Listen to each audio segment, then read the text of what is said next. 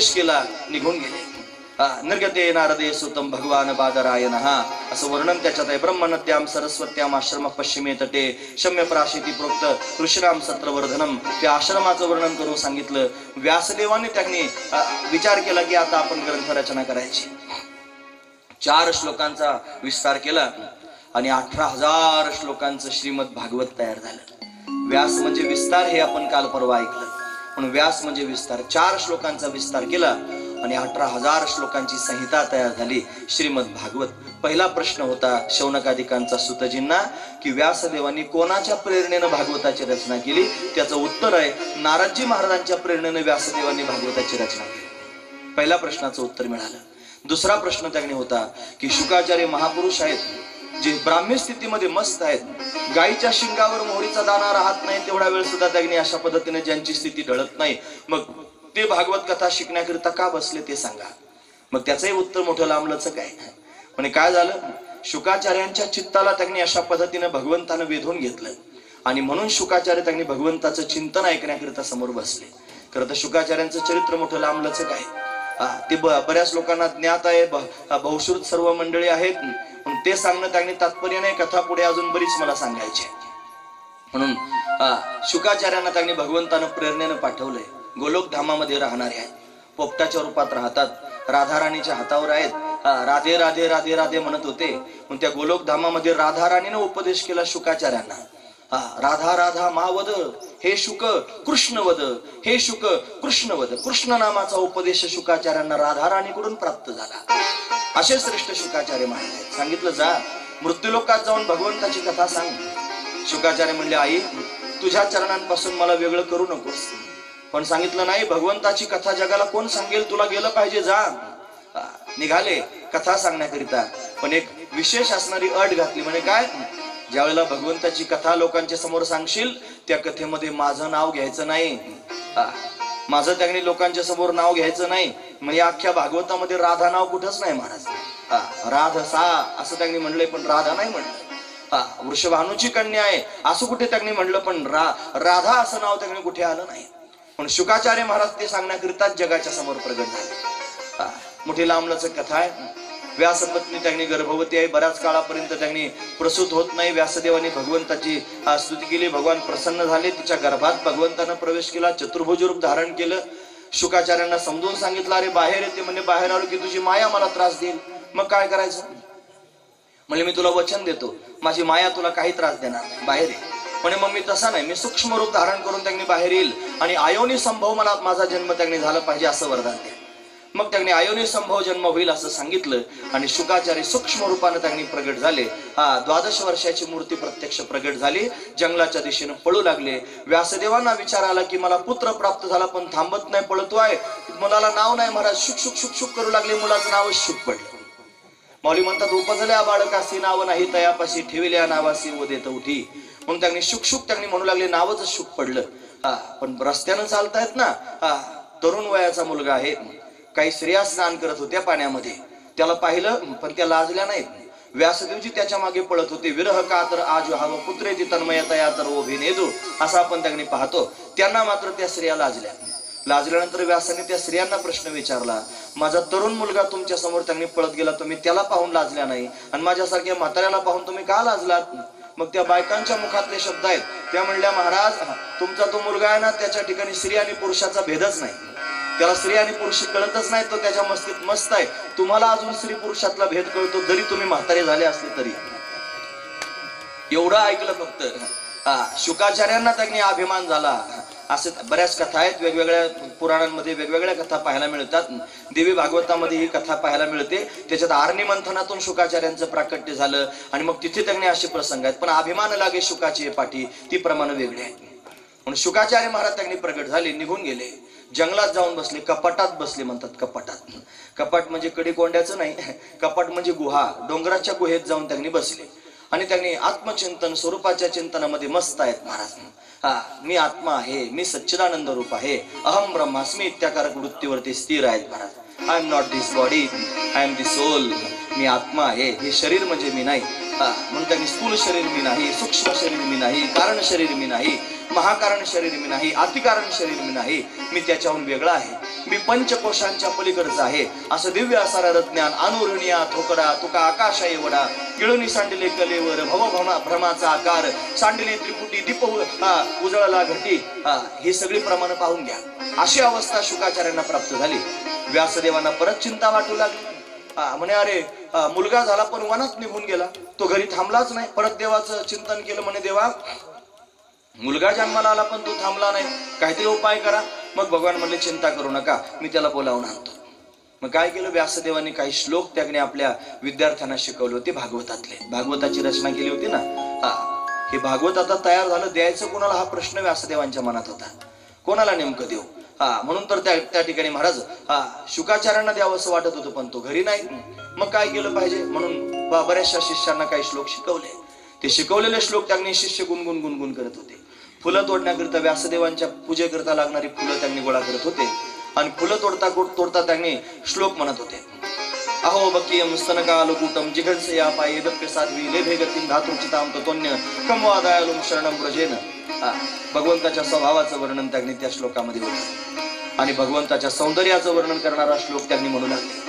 बरहा पीडम नटवर वपू कर्णयो कर्णिकारम विभ्रत वास कनक कपिशम वैजयंतींचे मालाम रंध्रान वेणू राधर सुधया. हे सगळे श्लोक वेणुगीतातले श्लोक आहेत. हे श्लोक त्यांनी म्हणायला सुरुवात केली आणि श्लोक शुकाचार्यांच्या कानापर्यंत गेले. त्यांनी विचार केला, एवढा सुंदर जगात कोण असेल. बरहा पीडम, बरह म्हणजे मोराचा पीस आणि आपीड म्हणजे धारण करणारा. बरहा पीडम नटवर वपू, नाचणाऱ्यांमध्ये श्रेष्ठ नटवर वपू. कर्णयो कर्णिकारम, कानाच्या खोनीमध्ये कण्हेरीची फुलं ज्यानं खोलेले. कर्णयो कर्णिकारम विभ्रत वास कनक कपिशम, कनक म्हणजे सोनं, सोनेरी रंगाचं पितांबर ज्यानं धारण केलेले. वास म्हणजे वस्त्र. कनक कपी वैजयंतींचे मालाम रंध्रान वेणुराधर सुधयाम पूरयन गोपवृंदय वृंदारण्यम सपदरमनम प्राविशत गीत कीर्ती. भगवंताचं सौंदर्य त्यांनी पाहिला. श्लोकामध्ये त्यांनी ऐकायला मिळालं. व्यास शिष्य निघून गेले.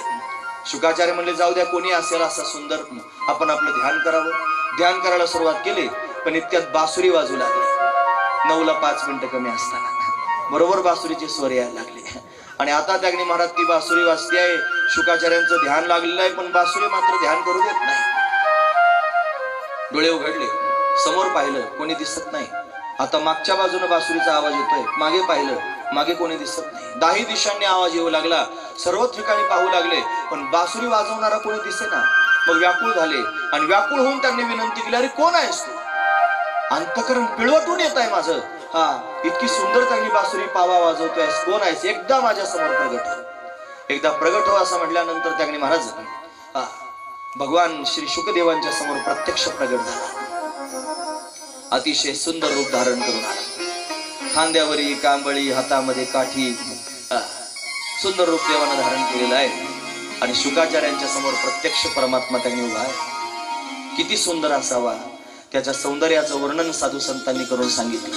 हे राजस सुकुमार मदनाचा पुतळा, राजस सुकुमार मदनाचा पुतळा, राजस सुकुमार मदनाचा पुतळा, राजस सुकुमार मदनाचा पुतळा. रवी शशिकला रवी शशिकला लोकलिया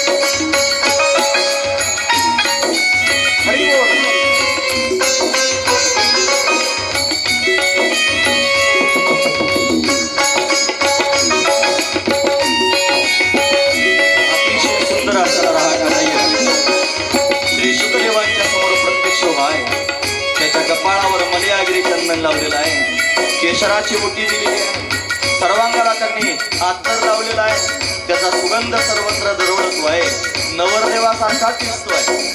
सुंदर असणारे फुलांचे हार तयार केलेले आहेत, फुलों की कलियां चुन चुन कर सुंदर हार बनाया। बलिहारी है उन हाथों की ज्याने हार तयार केले ते भाग्यवान आहे, जिसने तुझे सजाया, तुला शृंगारित केलेला आहे। देवा देवा सांग असं कोणतं भजन म्हणू की जेणेकरून त्यांनी तू नाचशील माझ्या समोर।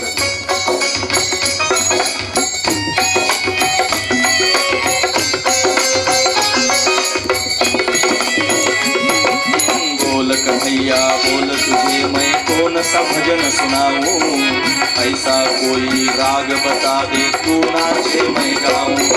नचाता रहूं बार बार सावरे, नचाता रहूं बार बार सावरे, तेरा किसने किया झूठा सावरे, तेरा किसने किया झूठा सावरे, तेरा किसने किया झूठा सावरे।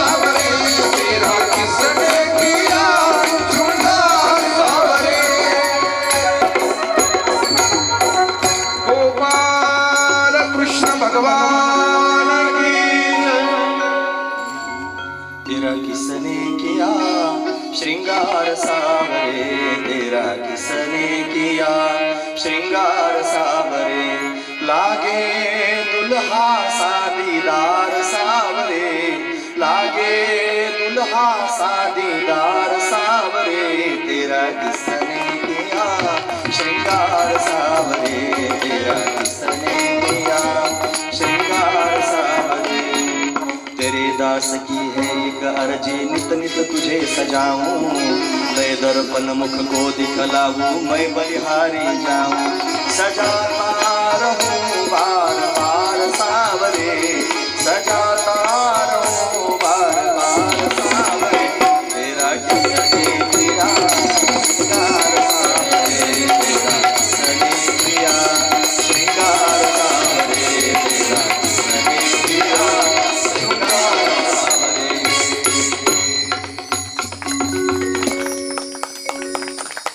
असं वाटतं असंच म्हणत राहा, असंच म्हणत राहा, असं म्हणता म्हणताच हे शरीर पडून जावं, असं म्हणता म्हणताच हे शरीर पडून जावं, दुसरं काहीच करू नये, त्याच्या चिंतनात असंच शरीर त्यांनी पडून जावं। याच्यापेक्षा काय पुरुषार्थ नाही महाराज, याच्यापेक्षा काय पुरुषार्थ नाही।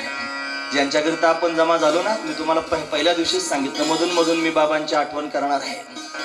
त्याने असंच केलं, त्याचं चिंतन करता करता शरीर पडावं, ते उगीच त्यांनी त्या पायरीवर अशा पद्धतीने पादुका बसवल्या नाहीत, आणि त्याचं चिंतन करता करता शरीर पडलं। सप्ताहाचा टायमिंग बदलून घेतला आणि बदलून जिथं शेवट यायचं होतं तिथे सुरुवात केली, आणि तिथं त्यांनी शरीर सोडून दिलं। एवढ्या लोकांना भगवंताचं चिंतन घडवलं, सामान्य गोष्ट नाही, विशेष असणारी गोष्ट आहे। असं चिंतन करता करता शरीर पडावं महत्वाची गोष्ट आहे। असो भगवान अतिशय सुंदर आहे, शुकदेवांच्या समोर उभा आहे, तुम्ही ऐकतात ना सर्वजण। नाही काही तर निदान कधीतरी स्वप्न तरी पाहावं की माझा देव माझ्या समोर येऊन उभा राहील आणि मी त्याच्याकडे डोळे भरून पाहिल, आणि पाहून त्यांनी अशा पद्धतीने मी त्याच्याशी चार शब्द बोलेन, देवा माझ्या समोर आलास, माझी योग्यता नाही रे, माझी पात्रता नाही, माझा अधिकार नाही, मी अतिशय सामान्य आहे, अरे मी दोषाची खाण आहे, मी पातकांची त्यांनी राशी आहे, तरी सुद्धा मला भेटण्याकरिता आलास, असं त्यावेळेला बोलता आलं पाहिजे। महत्वाची गोष्ट आहे, फार गरज आहे मला या सगळ्या गोष्टींची। म्हणून एक गोष्ट लक्षात ठेवा, जगाचा मालक सर्वांच्या समोर प्रत्यक्ष प्रगट होऊ शकतो, सर्वांना दर्शन देऊ शकतो, फक्त आपल्या मनातही तेवढा दृढ भाव असला पाहिजे की देव मला दर्शन देणार आहे। नाहीतर ते जर आपल्या पोटात नसलं तर देव कधीच भेटणार नाही। पण आधी मनाची तयारी करा, देवाला भेटण्याकरिता उत्सुक एवढी व्याकुळता निर्माण करा, जीवना वेगळी मासोळी तैसा तुका तळमळी, अशी अवस्था निर्माण करा, भगवान भेटतील। शुकाचार्यांच्या समोर भगवान प्रत्यक्ष प्रगट झाले। माझ्या समोर सूचना आहे, 2 वह्या त्यांनी मंडपामध्ये आहेत, त्या प्रत्येक व्यक्तीजवळ त्यांनी येत आहेत. त्या वहीवरती त्यांनी आपलं नाव, गाव आणि फोन नंबर त्यांनी लिहावा. कशाकरिता ते आहेत, काय आहेत याचं विस्तारानं त्यांनी वर्णन मी 5-10 मिनिटात शेवटी सांगणार आहे. म्हणून त्यांनी तुम्ही त्या सगळ्या वह्या आल्यानंतर कोणाशी काही न बोलता, जास्त संवाद न करता, नाव, गाव, फोन नंबर लिहून ती वही त्यांनी पुढच्या व्यक्तीकडे द्यायची आहे. शुकाचार्यांनी देवाला पाहिलं, देव शुकाचार्यांकडे पाहतोय, पण काही बोलता येत नाही महाराज. दोघे एकमेकाकडे त्यांनी पाहतात, शुकाचार्य काहीच बोलत नाहीत. मग काय केलं देवानं माहिती आहे? देव हसला आणि एकदा हसला ना की समजायचं समोरचा फसला. याला फसवण्याकरता हसतो महाराज. महत्वाचा विचार आहे, तो हसला की समोरचा फसलाच. कोणाबरोबर पण नाही हसत. हसण्याकरिता पण तेवढे झटे खावे लागले असतील ना आधी भक्ताला. आपल्याबरोबर पण हसेल, फक्त आपलं जीवन त्याला हसण्याच्या योग्यतेचं तयार केलं पाहिजे. घासून तयार केलं पाहिजे, निर्मळ केलं पाहिजे, आतून बाहेरून निर्मळ झालं पाहिजे. बाहेरून निर्मळ झाल्यानं भगवान भेटत नाही. ऊपर से तो खूप बनी, अंतर की राम जानी, वक्ते बाबा म्हणायचे. मला पाहन पान फुल वहा. किती त्यांनी बाहेरून नट्टा फट्टा केला, सगळ्या अंगाला त्यांनी गंध लावला. गुरुजी म्हणायचे चट्ट्या पट्ट्याचा वाघ. सगळ्या अंगाला गंध, इकडून गंध तिकडून गंध. पण आतमध्ये जर गंध नसेल परमार्थाचा, त्याचा काय उपयोग आहे? म्हणून त्यांनी महाराज भगवत प्रेमाकरिता व्याकुळ झालं पाहिजे. भगवान हसल्यानंतर शुकाचार्य महाराज फसून गेले. अंतर्धान झाला, गुप्त झाला. तो गुप्त झाल्यानंतर त्यांनी व्याकुळ झाले, अरे कुठे गेला, कोण असेल, एवढा सुंदर होता, किती छान त्यांनी हसत होता, निघून गेला. म्हणजे जाऊ द्या, कोणी असेल, आपण आपलं ध्यान करू. आता परत ध्यानाला बसले ना, पण ते अहम ब्रह्मास्मी सूचना ना, आता ते समोरच येई ना. आता फक्त तोच समोर येत होता जो हसून निघून गेला. त्याच्या वाचून दुसरं काही दिसे ना. मग काय करावं? अरे कोण असेल तो, आता कोणाला विचारू? मग एक गोष्ट लक्षात आली, मी जन्माला आलो त्यावेळेला एक वयोवृद्ध बाबा माझ्या मागे पडत होते. कदाचित ते माझे वडील असावेत, म्हणजे वडिलांचा परिचय झाला नव्हता. त्यांच्याकडेच जाऊन विचारलं पाहिजे. धावतच निघाले व्यासदेवांच्या त्या पर्णकुटीकडे. भगवंताला विनंती केली होती, मुलगा झाला पण जंगलात निघून गेला, आलाच नाही माझ्यासमोर. तो धावत निघाला, बाबा बाबा बाबा. व्यासदेवांनी पाहिलं, अरे माझा मुलगा समोरून आला. फार समाधान वाटलं. अरे ये म्हणे, बैस. बसवलं. बाबा मला सांगा, कोण होता तो? अरे हो, जरा पाणी पी, थोडी विश्रांती कर, मग तुझे प्रश्न विचार. नाही, मला आधी सांगा कोण होता तो. अरे पण तू नेमकं पाहिलंस कोणाला हे तरी मला सांग, म्हणजे मी तुला त्यांनी सांगतो कोण होता तो. मग सांगायला सुरुवात केली. मी ज्याला पाहिलं ना, तो असामान्य होता, जो त्यांनी सामान्य नव्हता, जो त्यांनी कधी पाहिलाच नाही. एवढं सौंदर्य मी कधी पाहिलंच नाही, इतका सुंदर होता. अरे कसा होता सांग ना. मग म्हणे तो सावळा सुकुमार होता. त्याचे चरण कर्दळीच्या गाभ्या समान कोमल होते. तो देवडा चरण उभा होता. बाके विहारी. बाका म्हणजे वाकडा आणि विहार म्हणजे राहणारा, वास्तव्य करणारा. बाके विहारी. एक पाय सरळ आहे, एक पाय तिरका आहे. पायाची नख स्फटिकासारखी दैदिप्यमान आहेत. त्यानं पिवळा पितांबर धारण केलेला आहे. त्याची कंबर सिंहासारखी लवचिक आहे. त्याचं उदर त्रिवलीने युक्त आहे. त्याची नाभी अतिशय सखोल आहे. त्याचं वक्षस्थल विस्तीर्ण आहे. त्याचा कंठ शंखासारखा सुंदर आहे. त्याची हनवटी अतिशय मोहक आहे. त्याचे कपोल म्हणजे गाल अतिशय दिव्य आहेत. त्याची नासिका सरळ आहे. त्याच्या भुवया धनुष्याकृती आहेत. त्याचे डोळे कमला समान आनंददायक आहेत. त्याचं उंच असणारं कपाळ आहे. त्या कपाळावर त्यानं मलयागिरी चंदन लावलेलं आहे. त्याच्यावर केशराची उटी आहे. त्याच्या मस्तकावर सोनेरी रंगाचे कुरळे केस आहेत. त्यानं मोर मुकुट धारण केलेला आहे. त्याच्या कानामध्ये मकराकार कुंडले आहेत. त्याचे ओठ कुंदरू फुलासारखे लाल आहेत. त्याचे दात रत्नांची ओळी ठेवल्यासारखे सुंदर आहेत. त्याच्या दिव्य हातांमध्ये त्याने बासुरी घेतलेली आहे. ती बासुरी आपल्या आधारावर ठेवलेली आहे आणि त्या आधारावर बासुरी ठेवून त्या बासुरीमधून क्लीम शब्दाचा उच्चार करतो आहे. तो शब्द अंतकरणाला भिडतो आहे. मोहक असणारी बासुरी वाजवतो आहे आणि तिरक्या नजरेनं माझ्याकडे पाहतो आहे. असा दिव्य असणारा महापुरुष, असा दिव्य असणारा हा देव मी डोळ्यासमोर पाहिलाय. तो कोण आहे मला सांगा, त्याचा परिचय मला सांगा. असं ज्या वेळेला त्यांनी बोलायला सुरुवात केली, व्यासदेवांच्या नेत्रांमधून अश्रुधारा वाहू लागल्या. शुका, अरे तू ज्याला पाहिलंस तो सामान्य नाही. तो अनंत कोटी ब्रह्मांडाचा नायक आहे. तो जगाचा जनिता आहे. तो असा सहजासहजी कोणाला भेटत नाही. तो सहजासहजी कोणाला दिसत नाही, तो तुला दिसला, तू भाग्यवान आहेस, तुला प्रत्यक्ष श्रीकृष्ण परमात्म्याचं दर्शन झालेलं आहे. तुम्ही ऐकतात ना सर्वजण, ज्यांनी माझ्या शब्दांबरोबर प्रवास केला असेल त्यांना माझा श्याम सुंदर दिसला सुद्धा असेल महाराज. म्हणून कथा ऐकत असताना या शब्दांबरोबर प्रवासही केला पाहिजे. म्हणून त्यांनी तो श्याम सुंदर दिसतो त्याचं असं ध्यान केलं पाहिजे, त्याचं असं चिंतन केलं पाहिजे. वारकरी संप्रदायामध्ये प्रधान साधना सांगितली ध्यान. तुकोबराय म्हणतात, येथे नसरे दुसरी आटी, देवा भेटी जावया तोची एक ध्यावा चित्ते, करुणिरते कलेवर. ध्यावा चित्ते, ध्यान करावं. रोज रूपाचा ध्यानाचा अभंग लोक म्हणतात सुंदर ते ध्यान उभे विटेवरी करकटेवरी ठेवून या. फक्त म्हणला जातो अभंग, ध्यान मात्र कोणी करत नाही. ध्यान केलं पाहिजे, नखशिखांत देवाचं ध्यान केलं पाहिजे. त्याच्या चरणांपासून मुखारविंदापर्यंत भगवंताला पाहिलं पाहिजे. ज्याला भगवंताला पाहता येतं तो खरा वारकरी आहे महाराज. म्हणून नुसतं नावापुरतं वारकरी राहण्यात काय तात्पर्य आहे, देव पाहायला शिकलं पाहिजे. म्हणून ज्या वेळेला त्यांनी हृदयात अशा पद्धतीने पाहाल त्यावेळेला तो कणाकणात पाहायला मिळेल आणि मग जीवनच विठ्ठलमय होऊन जाईल. अशी त्यांनी अवस्था प्राप्त होईल. परमार्थ व्यवस्थेचा करायचा नसतो, परमार्थ या दिव्य अवस्थेचा करायचा असतो. हे लक्षात घेण्यासारखं वर्म आहे. असो देव त्यांनी प्रत्यक्ष पाहायला मिळाला. म्हटले कोण आहे, कसा आहे, मला त्याच्याविषयी काही सांगा ना. म्हणे ऐक, त्याची कथा मी तुला सांगतो. त्याची 24 अवतारांची कथा मी तुझ्या समोर वर्णन करून सांगतो. मग व्यासदेवांनी श्री शुकदेवांना भगवंताची कथा सांगितली. ती श्रीमद भागवत कथा आहे. प्रश्न होता शुकाचार्यांना त्यांनी कथा का ऐकावीशी वाटली, का बरं शिकले? त्याचं कारण वर्णन करून सांगितलं की भगवंतानंच शुकाचार्यांना आपल्याकडे वेधून घेतलं. म्हणून त्यांनी महाराज शुकाचार्य श्रीमद भागवत कथा शिकले. दुसऱ्या प्रश्नाचं उत्तर मिळालं. आता तिसरा प्रश्न तुम्ही ऐकतात ना पण सर्वजण, महत्वाचा मुद्दा मी सांगतोय. अरे प्रश्न लक्षात ठेवले पाहिजे, कोण बोलतोय कोणाबरोबर बोलतोय हे कळलं पाहिजे ना महाराज. म्हणून त्यांनी महाराज हे लक्षात ठेवून कथा ऐकत राहा. चला, यानंतर तिसरा प्रश्न होता, तरुण वयामध्ये राजा परीक्षितीला त्यांनी ही कथा का ऐकावी लागली ते सांगा. मग सांगितलं राजा परीक्षिती मोठा धर्मात्मा आहे, धर्ममय जीवन जगणार आहे, पण त्याच्याकडून अपराध घडला आणि शमीक ऋषींच्या गाळामध्ये त्यानं मृतसर्प नेऊन टाकला. म्हणून शमीक ऋषींचा मुलगा शृंगी तो त्यांनी रागावला. त्यानं हातामध्ये त्यांनी कमंडलूतलं जल घेऊन शाप देऊन टाकलं. इति लंघित मर्यादा तक्षक सप्तमे हनी दौशस्तीस मुकुलांगारम चोदिते मे तद्द्रुहम. म्हणून ज्यानं कोणी माझ्या वडिलांच्या गळ्यामध्ये मृत सर्प टाकला असेल आजपासून 7व्या दिवशी सर्पदंश होऊन त्यांनी त्याचा मृत्यू होईल असा शाप मिळाला. म्हणून सर्वस्वाचा त्याग करून राजा गंगेच्या काठावर जाऊन बसला आणि भगवंताचं स्मरण करू लागला.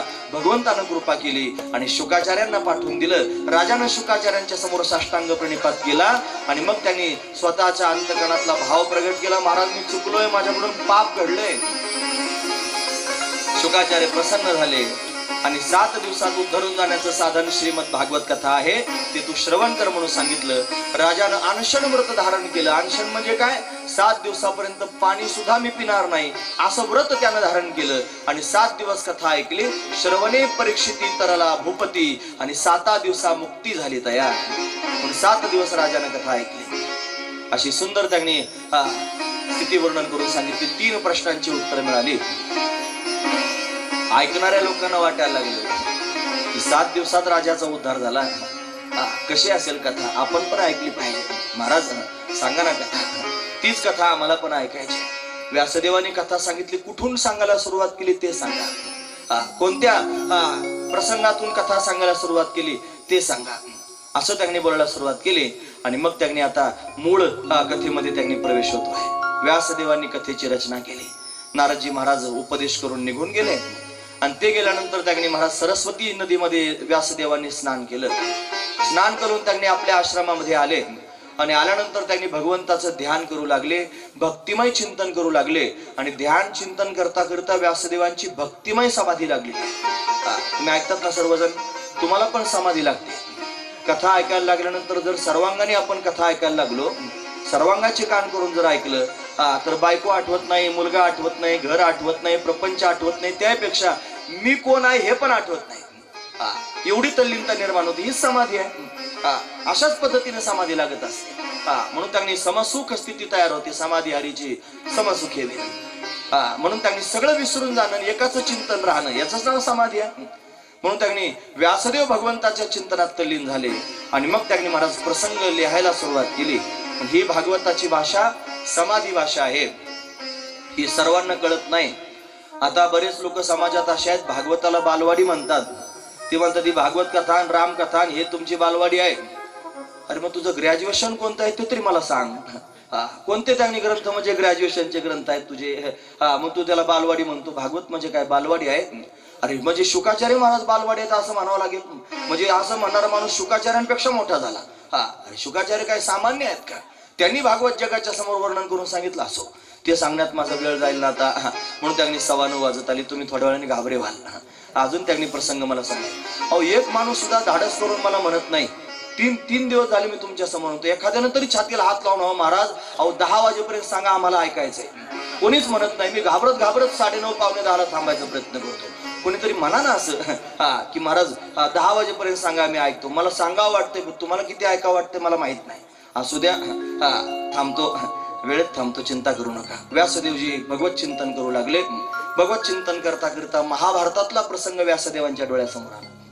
आणि तो प्रसंग असा होता की महाभारती युद्ध त्यांनी पूर्ण होत आलं होतं. दुर्योधनाच्या मांडीवर भीमाची गदा बसली होती आणि तो मरणासन्न स्थितीमध्ये होता. सगळे त्याचे सगळे भाऊ मारले गेले होते. 100 कौरव होते. एकटा दुर्योधन जिवंत होता. बाकीचे सगळे मारले गेले होते. 100 में से 1 भी न बचा, 5 में से 1 भी न मरा. 5 एकही मारला गेला नाही, 100 एकही वाचलं नाही. मग दुर्योधन मरणासन्न स्थितीमध्ये आहे, रडतो आहे, व्याकुळ झालेला आहे. अश्वत्थामा तिथे आला. त्यानं त्यांनी पाहिलं आणि पाहिल्यानंतर त्यांनी म्हणलं महाराज अहो तुम्ही राजे आहात, रडता आहात, का रडता सांगा. दुर्योधनाच्या तोंडातले शब्द आहेत, तुम्ही ऐकतात ना सर्वजण. महत्वाचा मुद्दा सांगतो. दुर्योधनाला दुःख कशाचं आहे पहा. दुर्योधन म्हणला माझे एवढे भाऊ त्यांनी मरण पावले, पण पांडवांमधले एक सुद्धा मारलं गेलं नाही, याचं मला दुःख आहे. तुम्ही ऐकतात सर्वजण. भाऊ मेल्याचं दुःख नाही, पांडवांमधले एक पण मेलं नाही याचं दुःख आहे. याचंच नाव दुर्योधन आहे. दुर्योधन माणसाचं नाव नाही, दुर्योधन प्रवृत्तीचं नाव आहे. हीच प्रवृत्ती आहे महाराज, दुसऱ्याचं वाईट करण्याची प्रवृत्ती. माझं जाऊ दे, काय होत असेल ते होईल, पण पांडवांमधलं एक पण मेलं नाही याचं दुःख आहे. अश्वत्थामा म्हणला एवढंच आहे वय, याच्याकरिता तुम्ही रडत आहात, त्यात काय अवघड आहे म्हणला. 5ही पांडव मारून टाकतो म्हणला. आता काय करायचं. युद्धविराम झाला होता. सूर्यास्तानंतर त्यांनी युद्ध करायचं नाही म्हणून युद्धविराम झाला होता. आता त्यांनी दुर्योधन मरणासन्न होता, पांडवांचा विजय त्यांनी निश्चित होता. म्हणून भगवंतानं त्यांनी दुसऱ्या दिवशीच्या युद्धाकरिता काहीतरी तरतूद करायची आणि म्हणून त्यांनी पांडवांच्या रावटीत प्रवेश करून त्यांच्याशी बोलायला सुरुवात केली. मला तुमच्याशी काय बोलायचं, पण इथे नाही, जरा एकांतात जाऊन बोललं पाहिजे. भिंतीला पण कान असतात. मग काय करावं. पांडवांना बरोबर घेतलं. द्रौपदी त्यांच्या बरोबर जाण्याकरिता निघाली. द्रौपदी पासून त्यांनी 5 पांडवांना झालेली 5 मुलं तिथंच होते. ते 5 मुलांना पण म्हणले की चला आमच्या बरोबर थोडी चर्चा करायची आहे. ते म्हणले देवा फार दमलेलो आहे, आता झोपायचंय. झोपू द्या. मग 5ही त्यांनी मुलं पांडवांची तिथंच त्यांनी झोपले आणि पांडव द्रौपदी सर्वजण त्यांनी भगवंताबरोबर निघून गेले. देवाला सगळं माहित होतं महाराज असं होणार आहे. हा अश्वत्थामा त्यांनी भर रात्री तिथे गेला, खड्ग हातात घेऊन गेला, तलवार, आणि रावटीत प्रवेश केला. हातात मशाल आहे. त्या मशालीच्या प्रकाशामध्ये त्याने पाहिलं 5 जण झोपलेले आहेत. त्याला वाटलं पांडवच आहेत. ते 5 मुलं होते पांडवांचे. पण पांडव समजून त्यांनी महाराज पांडवांच्या 5ही मुलांना झोपेत मारलं महाराज. त्यांची मस्तकच त्यांनी उडवली. झोपेत मुलं मारून टाकले आणि 5ही मस्तक आपल्या बरोबर घेऊन निघून गेला. दुर्योधनाच्या समोर गेला. म्हणला महाराज विजयी होऊन आलो. म्हणजे काय झालं, 5ही पांडव मारले म्हणलं. दुर्योधनाला आश्चर्य वाटलं. तो म्हणलं वारे वा, एवढं अख्खं युद्ध झालं, युद्धात मारले गेले नाही, पांडव एका रात्रीत मारून आला. कसे काय मारले, माझा तुझ्यावर विश्वास नाही, काय पुरावा आहे. म्हणलं पुरावा काय, मस्तक आणलेत म्हणलं तोडून. बघा म्हणलं माझ्या समोर आहे. ते मस्तक ठेवले समोर. म्हणलं त्याच्यातलं भीमाचं कोणतं मस्तक आहे मला दाखव, कारण भीमाचं दुर्योधनाचं जास्त वैर होतं. भीमाचं कोणतं मस्तक आहे दाखव. ते भीमाचं मस्तक म्हणून भीमाच्या मुलाचं मस्तक समोर आणलं आणि दुर्योधनाने एवढ्या घाईत दाबून पाहिलं. ते दाबल्याबरोबर टरबुजासारखं फुटलं महाराज. तो म्हणला हा भीम नाही, हे दुसरंच काहीतरी आणलंस म्हणला. भीमाचं मस्तक माझं चांगलं परिचयाचं आहे. मला कितीतरी गदा माझ्या चिमटल्या पण भीमाच्या डोक्याला काय झालं नाही. आणि असं सहजासहजी मस्तक फुटत असतं का म्हणला. मग ती मशाल जवळ आणली, पाहिलं तर त्यांनी पांडवांची मुलं होते. मग रडायला लागला दुर्योधन रडू लागला. का रडतोयस. सांगितलं मूर्खा काय करून आलास. अरे आमचे तर सगळेच मेले म्हणला. कौरव सगळे मारले गेले. आमच्या वंशामध्ये वंश चालवायला कोणी राहिलं नाही, अरे हे पांडवांची मुलंच वंश चालवणार होते, ते मारून टाकले. म्हणजे पांडवांची मुलं राहिले नाही, हे सगळे कौरव मारले गेले, आता आमच्या वंशाचं काय होईल, असं त्यांनी दुर्योधन बोलू लागला. दुर्योधनानं कोण्या ज्योतिषाला विचारलं होतं, माझा मृत्यू कधी होईल. त्या ज्योतिषाने सांगितलं होतं, जेव्हा त्याला सुख आणि दुःख एकाच वेळेला येईल तेव्हा मरशील दुर्योधना. मग त्याला सुख झालं, पांडवांचं कोणी राहिलं नाही, मुलंच मारले गेली म्हणून सुख झालं. आणि वंश चालवण्याकरिता कोणी शिल्लक राहिलं नाही याचं दुःख झालं. सुख आणि दुःख एकत्र आलं, दुर्योधनाचे प्राण निघून गेले. पण असं त्यांनी महाराज वर्णन आहे. म्हणून तर त्यांनी महाराज 5 मुलं मारून टाकली. आतताई आहे, त्यानं त्यांनी 5 मुलांना मारून टाकलं. राहुटीमध्ये द्रौपदी सगळ्यात आधी आली. तिने तिच्या मुलांच्या रक्ताचं थारोळं पाहिलं, मस्तक तोडून नेलेले आकांत करू लागली. माझी मुलं त्यांनी मारले गेले, धावा वाचवा सोडा म्हणू लागली. पांडव समोर धावत आले, पाहिलं काय झालं. अरे अरे अरे, कोणी केलं असेल. अर्जुनानं प्रतिज्ञा केली, ज्यानं कोणी हे केलं असेल त्याचं मस्तक तोडून तुझ्या समोर आणून ठेवी, अशी प्रतिज्ञा करून अर्जुन त्यांनी जाण्याकरिता निघाला. शोधाशोध सुरू झाली. शोधांती कळलं अश्वत्थाम्याने हे केलेलं आहे. हा द्रोणाचार्यांचा मुलगा, यानं सूड उगवण्याकरिता हे सगळं त्यांनी केलं होतं. मग त्याला शोधण्याकरिता गेले. तो व्यासदेवांच्या आश्रमात लपून बसला होता. आणि मग त्यांनी महाराज शोधाशोध झाली. युद्धाकरिता त्याला ललकारलं. त्यानं अर्जुनावर ब्रह्मास्त्राचा प्रयोग केला. अर्जुनानं स्वतःच्या संरक्षणाकरिता दुसरं ब्रह्मास्त्र सोडलं. 2 ब्रह्मास्त्रांची टक्कर होते की काय असं त्यांनी वाटू लागलं. आता ब्रह्मांडाचा त्यांनी विध्वंस होईल असं त्यांनी वाटलं. व्यासदेवांनी त्यांनी अर्जुनाला सांगितलं, अर्जुना त्याला ब्रह्मास्त्र सोडता येतं, परत घेता येत नाही. तू आचमन करून दोन्ही ब्रह्मास्त्र परत घे. अर्जुनानं दोन्ही ब्रह्मास्त्र परत घेतले. त्याला पकडलं आणि पकडून पशुसारखा बांधला आणि बांधून रथाला बांधून फरफटत ओढायला सुरुवात केली. तो ओढत ओढत त्यांनी आणलेला आहे द्रौपदीच्या समोर.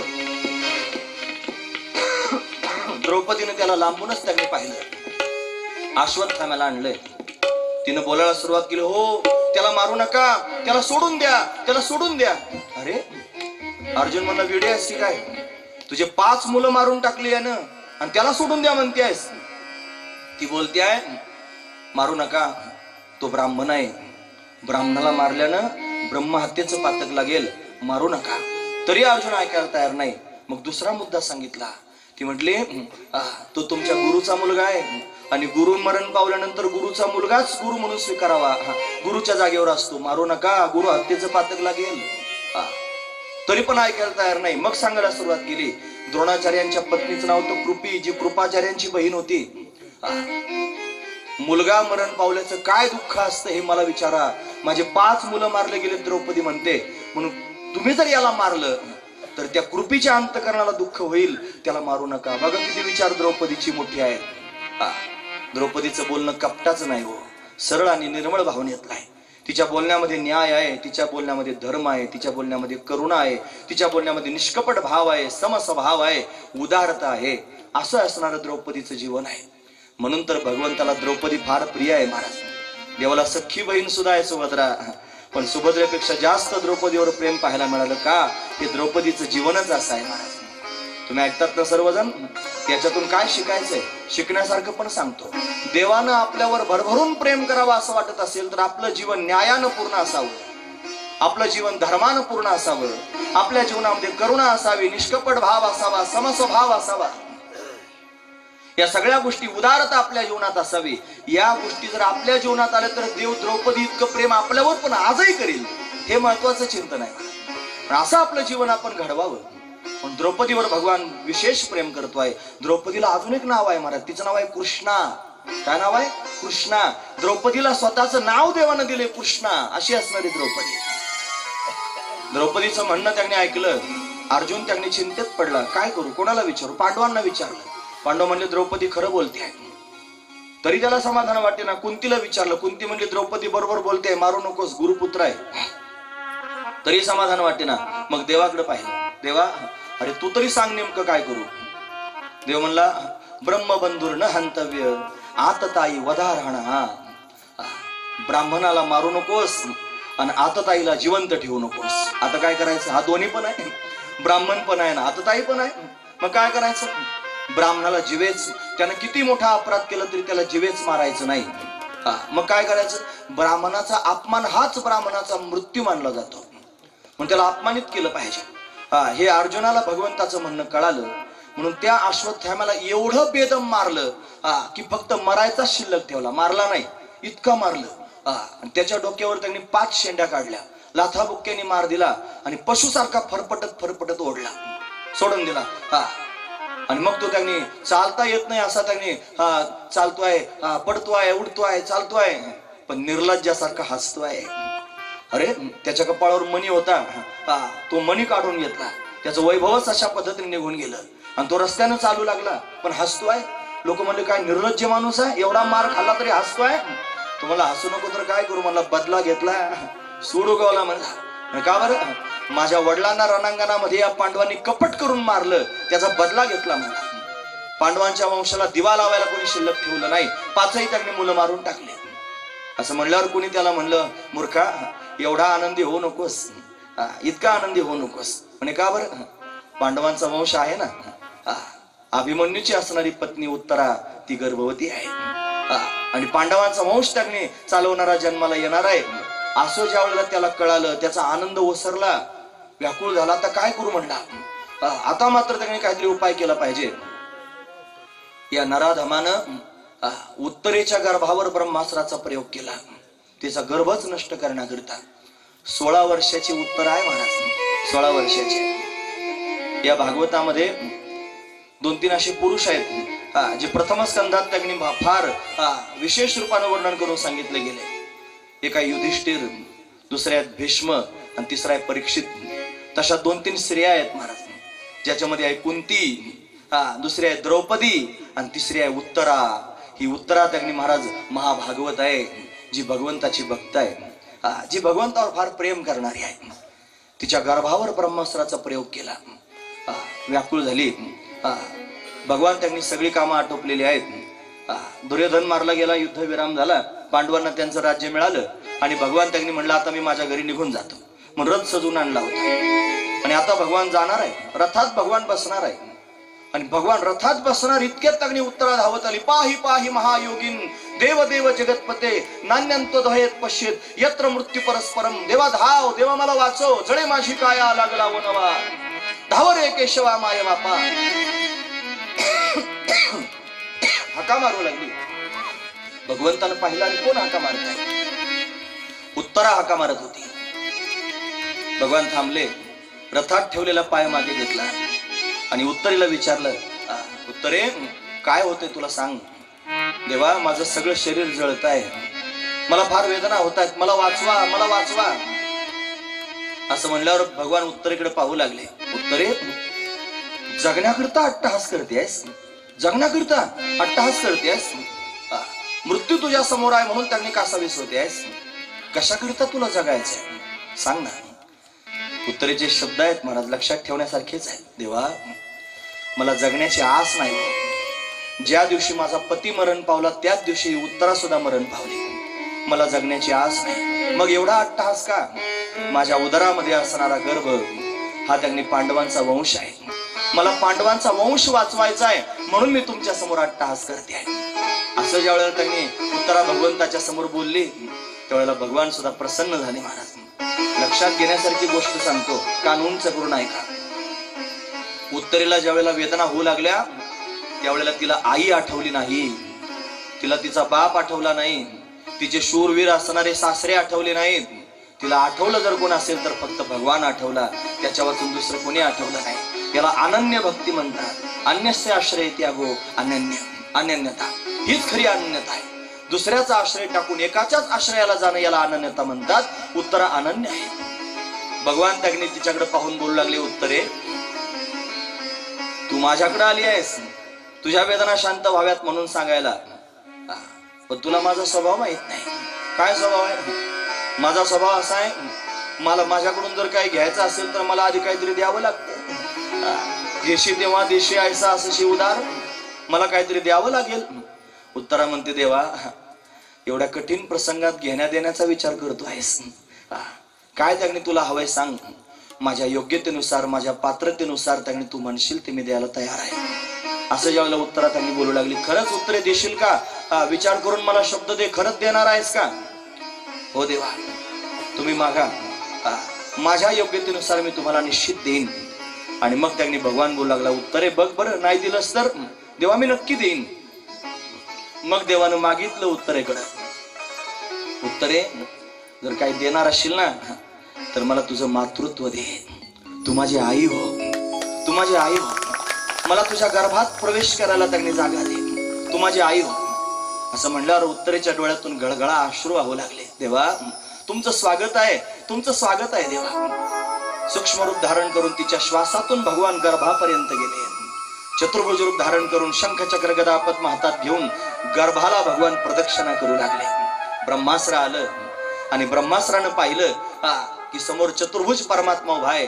अरे हा परमात्मा ब्रह्मदेवाचा बाप आहे आणि बापाला पाहिल्यानंतर मुलानं नमस्कार करायचा असतो. ब्रह्मदेवानं भगवंताला नमस्कार केला आणि ब्रह्मास्त्र परत फिरलं. उत्तरा मात्र सुरक्षित राहिली. उत्तरा सुरक्षित आहे. तुम्ही ऐकतात ना सर्वजण, भगवान गर्भात आहे, संरक्षण करतोय आणि बाहेर उभं राहून सांत्वना करतोय. उत्तरे तुला आता बरं तर वाटतंय ना, तुझ्या वेदना तर शांत झाल्यात ना, तुझा दाह तर शांत झालाय ना, बाहेर बोलत होता. हे सगळं त्याग्नी महाराज कुंती पाहत होती. बऱ्याचशा लोकांना काही कळालंच नाही पाहणाऱ्यांना, पण कुंतीला मात्र हे कळालं की बघा गर्भात संरक्षण करण्याकरता पण हाच आहे आणि बाहेर सांत्वना करण्याकरता पण हाच आहे. कसा आहे श्रीदेवा. भगवंताचं स्तवन करू लागली कुंती. देवा नमस्ते पुरुषम त्वाद्यम ईश्वरम प्रकृते परम अलक्षम सर्वभूतानाम अंतर्बहिर्वस्थितम. तू सामान्य नाहीस, तू देव आहेस, तू देव आहेस, तू देव आहेस. कुंती त्याग्नी म्हणू लागली. ती ज्या वेळेला देवाला देव म्हणते ना तेव्हा देव म्हणतोय आत्या, अगं मी देव कशाचा, तुझा भाचा आहे. कुंती त्याग्नी आत्या देवाची, मी तुझा भाचा आहे. देव काय म्हणतेस, नाही नाही तू देव आहेस. भगवान पांडवांकडे पाहू लागला. सांगा ना तुम्ही आत्याला की मला देव म्हणते. पांडव म्हणले देवा आमची आई खरं म्हणते तू देवच आहेस. सगळेच लोक म्हणायला लागले तू देव आहेस म्हणून. आता देव म्हणला तुमचं म्हणण्याने मी देव आहे मग मी देव. तुमचं म्हणण्याने मी भगवान आहे मी भगवान. मग भगवान कोणाला म्हणतात माहिती आहे. भगवान शब्दाचा अर्थ काय होतो माहिती आहे. भग शब्दाचा अर्थ होतो गुण आणि वान म्हणजे गुणांनी युक्त असणारा भगवान. ऐका, यश श्री औदार्य ज्ञान वैराग्य ऐश्वर्य हे सहाही गुणवर्य वसती चेत म्हणून तो भगवंतू, म्हणून तो भगवान आहे. षडगुणांनी युक्त असणारा, षडगुण ऐश्वर्य संपत्तीने युक्त असणारा आहे म्हणून त्याला भगवान म्हणतात. मी जर भगवान आहे तर भगवंताचं त्याने काय काम आहे. भक्तांचे सगळे मनोरथ पूर्ण करणं हे भगवंताचं काम आहे. म्हणून आता मी जाणार आहे माझ्या गावाला, पण तुम्ही माझे भक्त आहात, मला भगवान म्हणत आहात, मग मी तुम्हाला काहीतरी देऊन गेलं पाहिजे. काहीतरी मागा ना. सगळ्यांना म्हणू लागला काहीतरी. तुम्ही ऐकतात ना सर्वजण. मी थांबणार आहे बरं 5-10 मिनिट. एवढा प्रसंग पूर्ण करून थांबतो. अजून बरंच आहे पुढे सांगायला. आणि जे मला सांगणं, मी तिथून निघताना विचार करून आलो होतो. आज मी फार सुंदर मला जी कथा आता ती तुम्हाला सांगून कशा करता त्याकडे तुमच्या मनात वेगळं सांगू मी ते. तुमच्या मनात थोडं पाहिजे ना काहीतरी. आता उद्या नेमकं काय सांगणार आहे विशेष, म्हणून तुम्ही लवकर याल उद्या कथा ऐकायला. आम्ही बरोबर 6:30ला आलो होतो. तुम्ही तुमच्या पद्धतीने विचारपूर्वक येता. हळूहळू हळूहळू सांगणाऱ्यांना आधीच आलं पाहिजे, ऐकणाऱ्यानं कधी आलं तरी चालतं असं नसतं. नियम असा आहे, ऐकणाऱ्यांनी सांगणाऱ्याच्या आधी येऊन बसायचं आणि ऐकणाऱ्यांनंतर यायचं. तुम्ही मंत्र्यांची सभा बघा, त्यावेळेला थाप गर्दी आधी जमा होते मग ते येतात. असं असतं की नाही. तसं कथेचा सुद्धा नियम असाच आहे. काय नियम आहे, आधी ऐकणाऱ्यांनी येऊन बसायचं मग सांगणाऱ्यांनी यायचं असा नियम असतो कथेचा. असं आता इथं विरुद्ध नियम आहे. मला तो सांगण्यात वेळ घालवायचा नाही, महत्वाचा मुद्दा सांगायचा. मी भगवान आहे ना, मग तुम्ही माझे भक्त आहात ना, तुम्हाला काहीतरी दिलं पाहिजे. मागा म्हणे तुम्हाला काय हवंय. धर्मराजाकडे पाहिलं म्हणे माग धर्मा तुला काय हवंय. तो म्हणला धर्म न दुसरा सत्य समाना आगम निगम पुराण बखाना. म्हणून सत्य हाच धर्म आहे. म्हणजे सत्यव्रत मी धारण केलेलं आहे देवा, हेच माझं कडेला जाऊ द्या, एवढंच माझं मागणं आहे. दुसरा भीम आहे. भीमाकडे पाहिलं म्हणे भीमा तुला काय पाहिजे सांग. भीम म्हणला देवा मला खाता पिता तुमचं स्मरण होऊ द्या, एवढंच पाहिजे. 2 गोष्टी मागितलं, खाणं पिणं मागितलं, स्मरणही मागितलं. कारण भीमाला खाणं फार पसंत होतं. कधी एकदा पंगत पडते असं त्याला वाटायचं. बरं तो चांगला स्वयंपाक करणारा होता महाराज, मस्त त्याला स्वयंपाक करता येत होता असावं ना, असा भीम होता. तो म्हणला खाता पिता तुमचं स्मरण व्हावं, म्हणजे खाणं पिणंही मागितलं आणि स्मरण पण मागितलं. आता अर्जुनाकडे पाहिलं म्हणे तुला काय पाहिजे सांग. तो म्हणला देवा रणांगणामध्ये व्याकुळ झालो होतो. गांडीवम स्त्रंसते हस्तात पक्षैव परिदह्यते, अशी अवस्था माझी झाली होती. कार्पण्य दोषोपहत स्वभाव, हे सगळेच सगळं वर्णन पाहून घ्या. मी अशा स्थितीत गेलो होतो. आणि मग त्यांनी व्याकुळ होऊन तुझ्या समोर विनंती केली, शिष्यस्तेहम शाधिमाम त्वं प्रपन्नम. आणि मग पहिल्या अध्यायात तू काही बोललाच नाही. मग दुसऱ्या अध्यायाला जेव्हा सुरुवात झाली तेव्हा तू माझ्या बरोबर त्यांनी बोलू लागलास आणि मला तत्वज्ञान त्यांनी वर्णन करून सांगितलं. त्याचा परिणाम असा झाला की माझ्या मुखातून पोहोच पावती बाहेर आली. नष्टो मोह स्मृतिर्लब्ध्वा तत्प्रसादान मयाच्युत स्थितोस्मि गत संदेह करिष्ये वचनम तव. म्हणून मला तत्वज्ञान सांगितलं. तू माझा गुरु आहेस. हा गुरु शिष्य भाव असाच कडेला जाऊ दे. अर्जुनानं मागणं मागितलं. आता दोघे जण राहिले. हे माद्रीचे मुलं आहेत महाराज, नकुल आणि सहदेव. हे त्याग्नी महाराज धर्मराजाचे सावत्र भाऊ आहेत. त्यांना विचारलं तुम्हाला काय पाहिजे सांगा. त्यांनी त्याग्नी महाराज भगवंताकडे मागणं मागितलं. ते म्हणले देवा, थोरल्या भावाची सेवा करता करता तुझं स्मरण होऊ दे. परत सांगू, थोरल्या भावाची सेवा करता करता तुझं स्मरण होऊ दे. हे ऐकण्याकरताच भागवत कथांची गरज आहे समाजाला. नाही तर आज कोण थोरल्या भावाची सेवा मागायला लागला महाराज. कोणाला गरज पडली थोरल्या भावाची सेवा करण्याची? उलट त्याच्या विरोधात एक मन प्रसिद्ध आहे जगामध्ये आता सध्या, सख्खा भाऊ. तुम्हाला पाठ आहे सगळं. हे असलं जास्त पाठांतर होतं सगळ्यांचं. म्हणून त्याने महाराज भावाला वैरी समजणारे लोक आहेत. म्हणून कोण भावाची सेवा करायला लागला आणि कोणता थोरला भाऊ आहे धाकट्या भावाला मुलासारखं सांभाळायला लागला? कोणी नाही. आज फार युग कठीण आहे. पण हे सांगितलं जातं म्हणून तरी कुठंतरी सात्विकता पोटात शिल्लक राहते, लोक चांगलं वागतात. महत्वाचा विचार आहे. म्हणजे थोरल्या भावाची सेवा करायची का मागितलं असेल त्याचं कारण फक्त सांगतो ऐका. असं आहे, धर्मराजावर एकदा यक्ष प्रश्नाचा प्रसंग आला होता. माहिती आहे ना सगळ्यांना. ज्या वेळेला त्यांनी सगळे पांडव मारले गेले, धर्मराज एकटाच त्यांनी 4 मारले गेले. म्हणजे 4 पाणी पिऊन मृत झाले. एकटाच त्यांनी जिवंत आहे. यक्ष प्रगट झाला, प्रश्न विचारले. म्हणे माझ्या प्रश्नाचं उत्तर दे. जर माझ्या प्रश्नाचं उत्तर बरोबर दिलं तर त्यांनी या 4 भावांपैकी एकाला जिवंत करेल. त्यानं उत्तर बरोबर दिलं. मग विचारलं सांग कोणाला जिवंत करू. धर्मराजाच्या समोर युधिष्ठिरासमोर प्रश्न विचारला यक्षानं, कोणाला जिवंत करू. त्याने सांगितलं नकुल सहदेवापैकी एकाला जिवंत करा. अरे यक्ष म्हणला तुझे सख्खे भाऊ आहेत अर्जुन भीम यांचं नाव नाही घेतलं आणि त्यांचं नाव घेतो सावत्र भावाचं, का बरं त्यांनी असं आहे?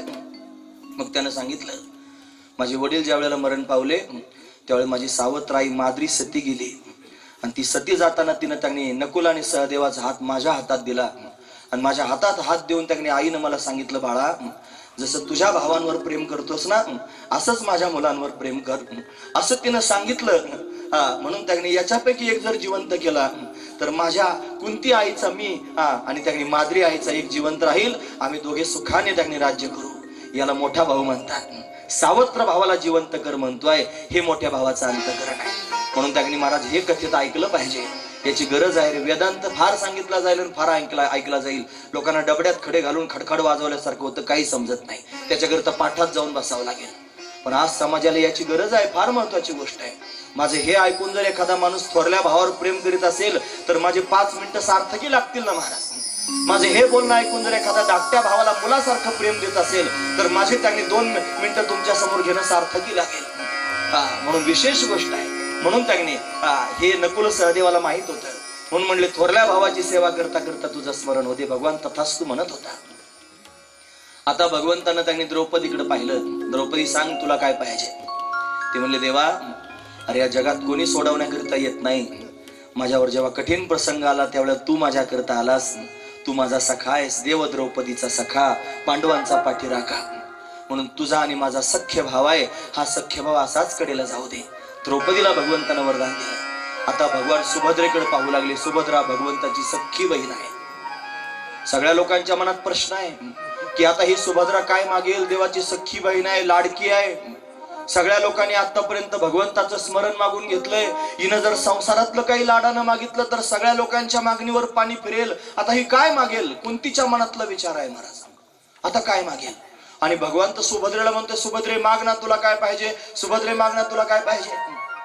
सुभद्रा काहीच बोलत नाही. तिच्या जवळ भगवान गेला, 2 हाताने तिला धरलं, गदगदून हलवलं. सुभद्रे अगं बोलत का नाहीस, माग ना काहीतरी. मग तिनं बोलायला सुरुवात केली महाराज. भगवंताच्या मुखाकडे पाहिलं आणि व्याकुळ होऊन त्यांनी बोलते आहे, हात जोडून त्यांनी बोलते आहे, फार जणू काय काहीतरी मागायचंय अशा पद्धतीने बोलते आहे. सगळे लोक अवाक होऊन पाहतात, काय मागेल आता सुभद्रा, याची सख्खी बहीण आहे.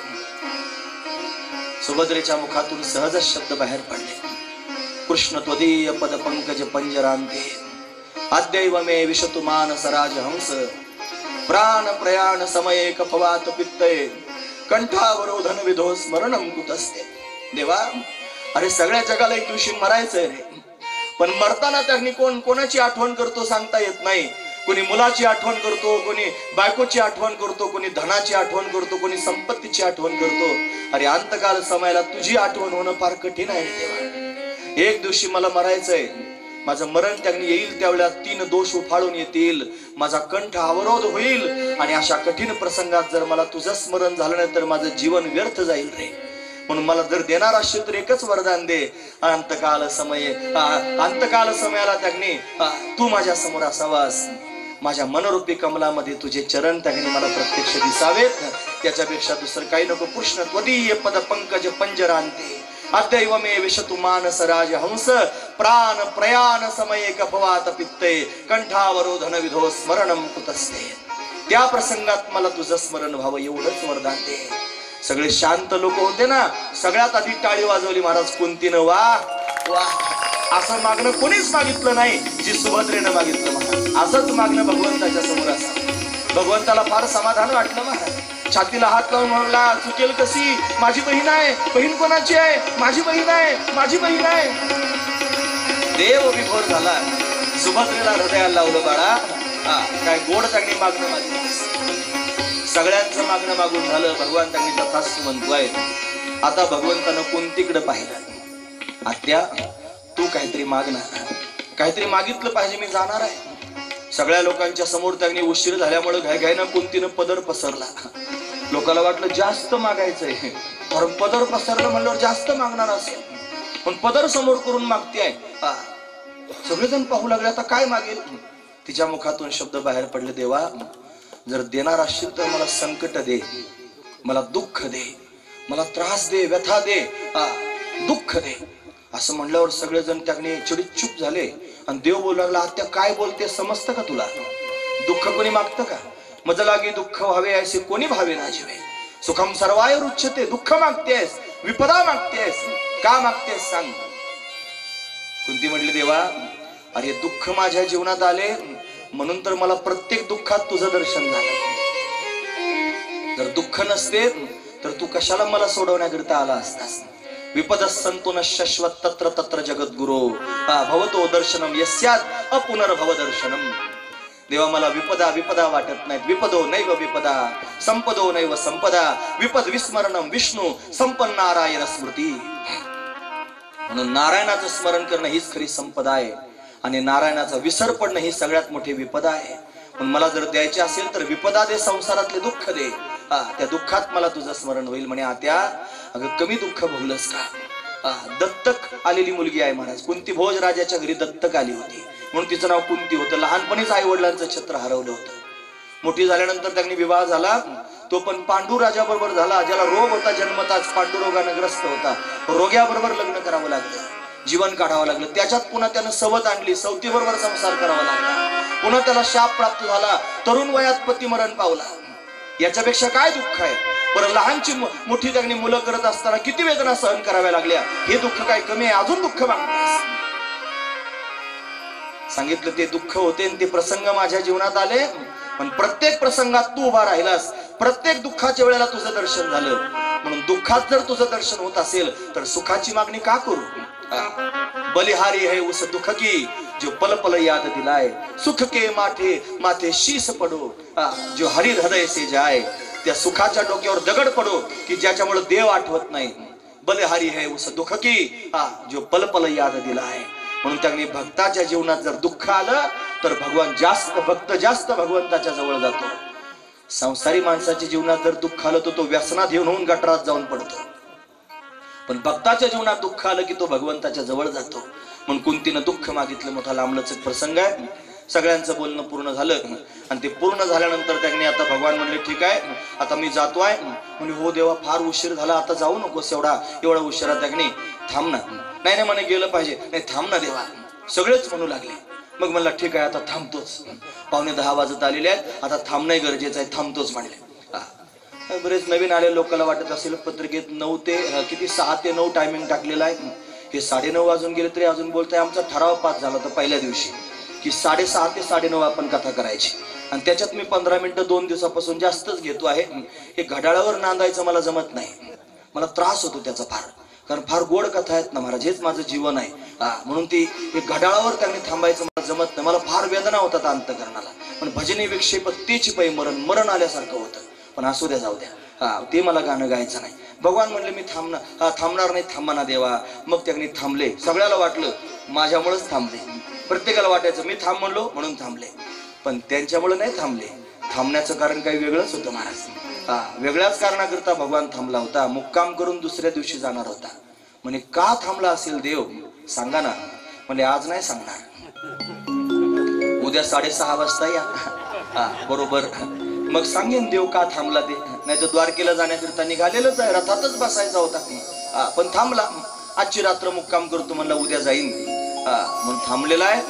कोणाकरता थांबलेला आहे ते आपण उद्या पाहणार आहोत. आजची कथा इथेच विराम पावते आहे. यानंतर संयोजक सूचना सांगतील.